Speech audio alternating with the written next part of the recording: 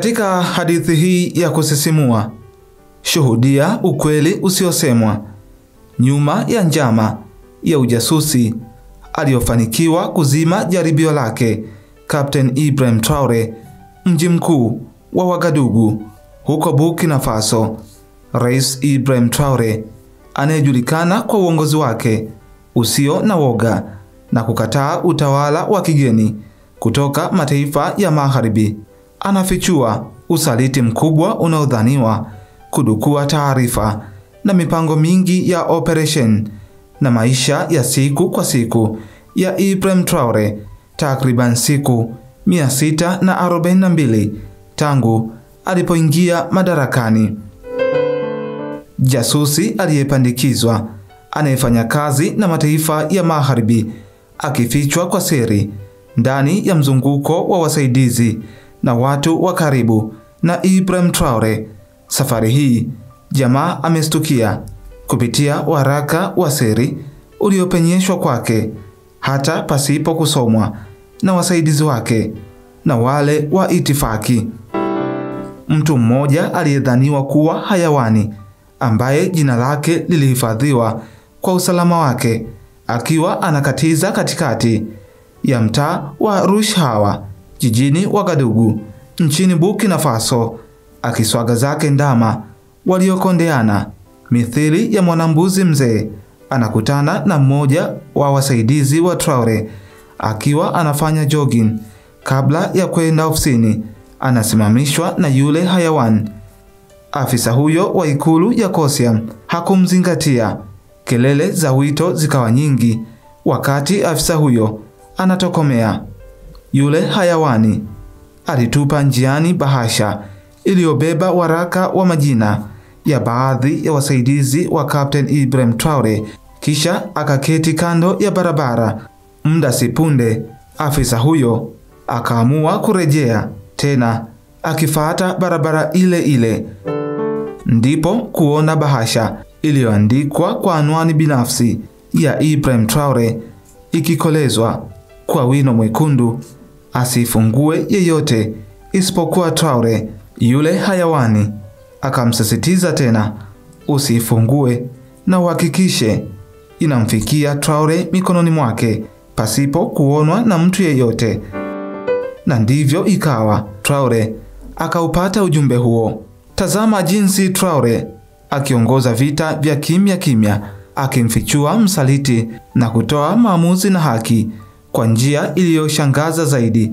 Kabla ya yote, alifanya kikao na idara na vitengo vyote vinavyomzunguka na kufanya kazi za ikulu ya Kosiam. Vikao hivyo vya tete a tete na msako wa wasaliti vilianzia kwa wapishi wa chakula cha rais, mafundi bomba, mafundi mchundo, mafundi viatu, mafundi usafi, wahudumu wa maua, mafundi wa kushona tiling, wafuaji wa laundry, watu wa nyaraka, watu wa tehama, madereva, mafundi wa magari, walinzi wa mageti, watu wa usalama, pamoja na wadunguaji, yani snipers. Mahojiano hayo ya mmoja mmoja yalipotamatika, ndipo Ibrahim Traore akagawa karatasi na kalamu kwa kila mmoja, akiwataka kila mmoja andike tabia ya mwenzake kwa namna anavyomfahamu, na ikitokea ukumwandika yeyote, basi wewe ni mtuhumiwa namba 1. Katika mchujo wa mahojiano ya mmoja mmoja aliyoyafanya Traore na wasaidizi wake na watumishi wote wa ikulu ya Kosiam huko Wagadugu nchini Burkina Faso, alianza kubaini usaliti baina ya baadhi ya maafisa wa usalama waliohudumu kwake takriban siku 642 kabla ya kutoa maamuzi kuhusu nani msaliti na nani sio msaliti. Ibrahim Traore aliamua kulazimika kubadilisha ulinzi wote na vitengo vyote vilivyoguswa na tetesi za kukosa uaminifu kwake. Alivisambaratisha na kuviunda upya. Tukio hili ni kama sinema, imejaa mashaka, uaminifu, usaliti na mamlaka, huku Burkina Faso inapigania kubaki huru kikweli kweli. zikiwa zimebaki saa chache kabla ya muda aliyopanga kutoa maamuzi ya nini awafanye wasaliti na majasusi waliopenyezwa kwake na kumdukua kwa muda mrefu. Barua pepe na simu za upepo kutoka Ufaransa, Amerika na baadhi ya nchi za Sahel na Francophone zilianza kumiminika kwa Captain Ibrahim Traore, zikimtaka kuona namna ambavyo anaweza limaliza swala hilo na kumwomba awasamehe na kuwarejesha katika majukumu yao ya kawaida washukiwa hao wa ujasusi na usaliti.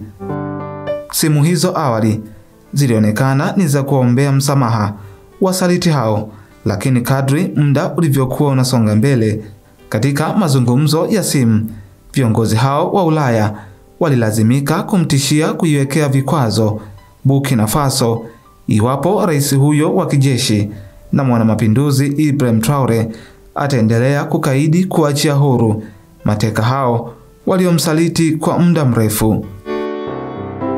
Sababu za Traore kukaidi na kushikilia msimamo wake wa kutaka kuwamaliza majasusi hao wa kijeshi, aliona ni kama dharau na fedheha kwamba licha ya unyeti wa nafasi ya urais anayoishikilia kwa sasa, anaona kuna uwezekano mkubwa katika serikali yake wapo majasusi wengi waliopandikizwa na nchi za Magharibi.